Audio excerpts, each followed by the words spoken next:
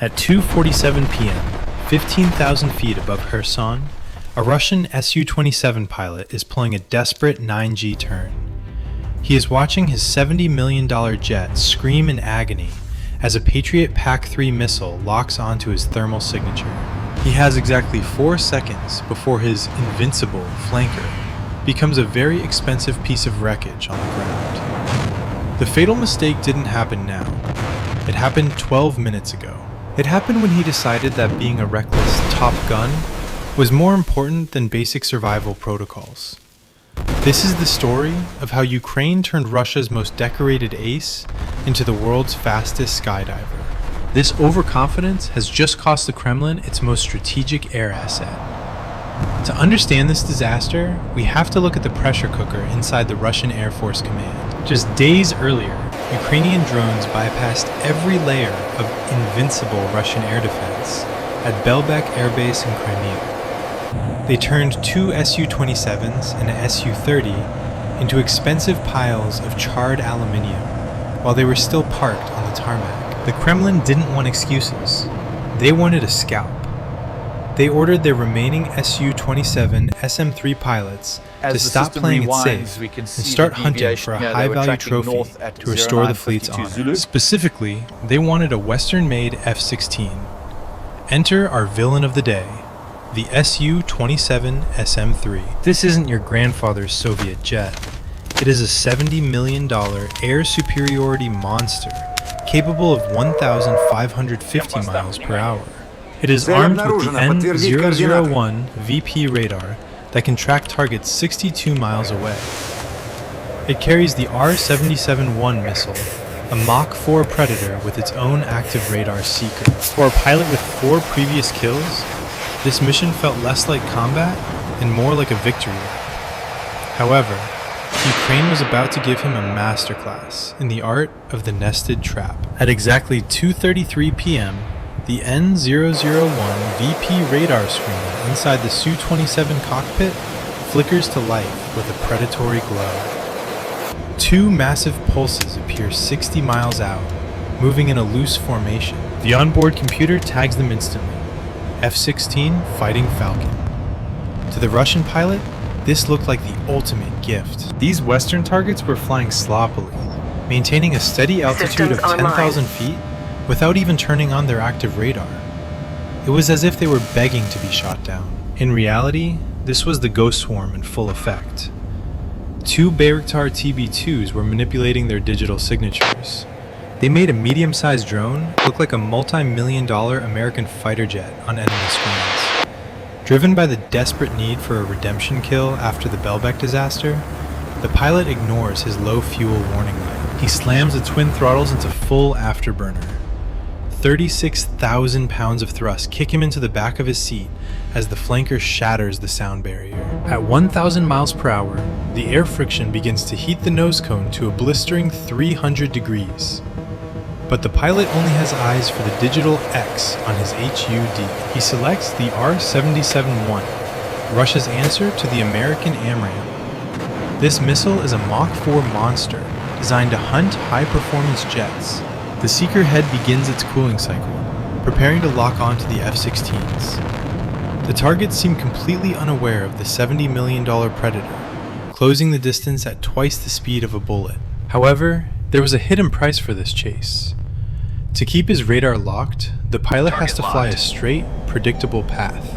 This leads him further and further away from the safety of the S-400 missile umbrella in Crimea. Inside the weapons bay, he is crossing the invisible line into the dead zone above the Dnipro River. It is the military equivalent of a high-stakes gambler going all in on a hand he hasn't even seen yet. As he crosses the 40-mile mark from the Kherson shoreline, the Russian pilot is no longer the hunter. He has just entered the engagement envelope of a hidden Patriot PAC-3 battery. This is the ingenuity of the trap. While he is busy thumbing the safety cover on his launch button, a German-supplied radar system on the ground wakes up. This system, which had been in total radio silence, suddenly receives a high-speed data burst from drones below. Below 1,000 feet, Ukraine had sent in a fleet of fiber-optic FPV drones. These are the silent assassins of the drone world. Because they are tethered by a literal glass thread, they emit 0 radio signals. Observe To the Russian sheer Kabini scale of the electronic cloud warfare structures as pods, we break designed to through the sniff out dense radio moisture. waves, the sky was empty. No signal meant no threat. Instead, these silent observers acted as echo boosters, relaying Warning, real-time missile flight launch paths to a detected. Patriot battery in the Deploying shadows. countermeasures. They don't need to Breaking guess right. where the Su-27 is. They have a 4K front row seat to its execution. The math of the mission just shifted from victory to survival. The Su-27 is about to find out that a Patriot missile doesn't care about your ace status. The second the Russian pilot squeezes his trigger to launch at the F-16 that doesn't exist, his cockpit transforms. It goes from a high-tech office into a digital nightmare. The radar warning receiver, RWR, doesn't just chirp. It lets out a piercing, continuous screech. This signals that a Patriot PAC-3 system has just locked onto his tail. Imagine your car's seatbelt alarm going off, but instead of a forgotten buckle, it's telling you a supersonic sniper is coming for your engine. The pilot's heart rate spikes. He knows the Patriot is the Grim Reaper of the skies. It doesn't use a proximity fuse to explode near you. It is a hit-to-kill system. It is designed to put a solid metal rod through your cockpit at 3,000 miles per hour. He slams the stick hard to the left, pulling a bone-crushing 9G turn. This is where the Su-27's legendary supermaneuverability comes into play. The airframe groans under the pressure, and the wings flex like they are about to snap. The pilot feels like an invisible elephant is sitting on his chest. Not today, he thinks, frantically punching the dispense button for chaff and flares. Hundreds of glowing magnesium stars and clouds of aluminium strips bloom behind the jet. They create a chaotic hall of mirrors for the incoming missile. Simultaneously, he flips the Kabini electronic warfare pod to maximum power.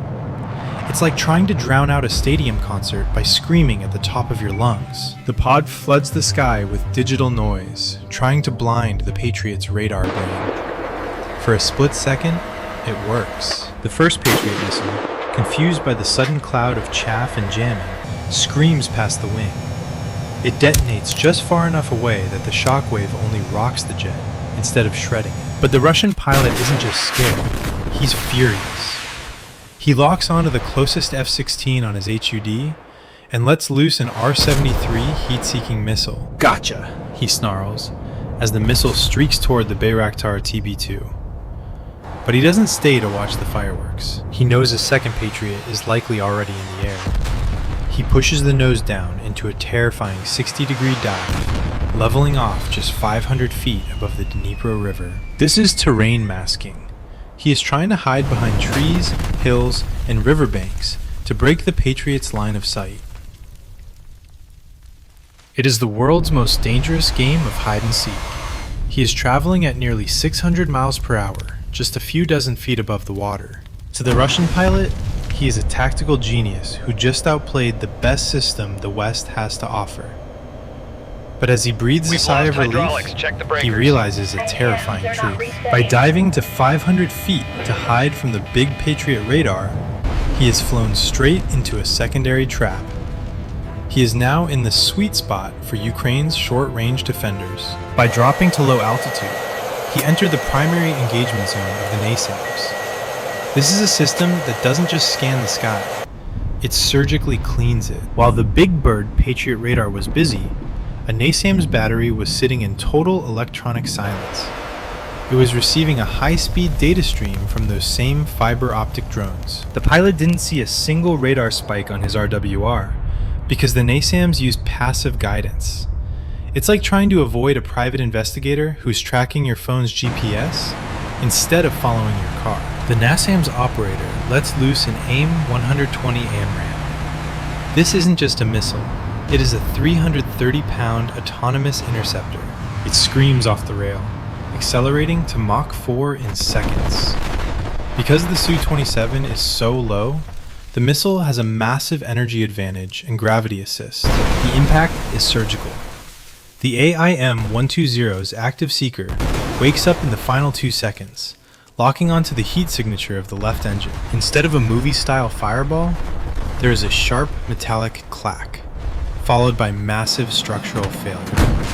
The fragmentation warhead shreds the engine's compressor blades, turning the jet into a $70 million blowtorch. Inside the cockpit, the situation goes from stressful to terminal. A spray of hydraulic fluid and oil hits the canopy, turning the view into a smeared black and orange mess. The left engine is now a significant thermal event, leaking fuel that ignites into a 50-foot trail of fire. The aircraft's nervous system, the hydraulic lines, is severed. The flight control computer is screaming as it tries to compensate for the loss of the left stabilizer. It's like trying to run a high-end PC while the cooling system leaks liquid nitrogen onto the motherboard. The jet isn't dead yet, but it is terminally ill. This $70 million asset is effectively being liquidated in mid-air. The only question left is whether the pilot wants to go down with the ship or join the Kherson Skydiving Club. This is where the fatal mistake in our title actually happens. The Russian pilot has two choices. Option A: pull the ejection handle and let the titanium wreckage become someone else's problem. Option B: try to nurse a burning, hydraulic dead fighter jet 40 miles south back to a secret base. Driven by desperation and fear of the Kremlin's reaction, he chooses option B. It is the military equivalent of trying to drive a crashed Ferrari with 2 flat tires and an engine fire back to the dealer. The flight is a 30-ton swan song of fire and struggle. The computer is fighting a losing battle against the laws of physics. He manages to limp across the safe line near Genichesk, spotting a makeshift runway on a highway. But there's a catch. The hydraulic failure means the landing gear is stuck. He's going in for a belly landing at 180 miles per hour. The Su-27 impacts the highway with a bone-shaking thud.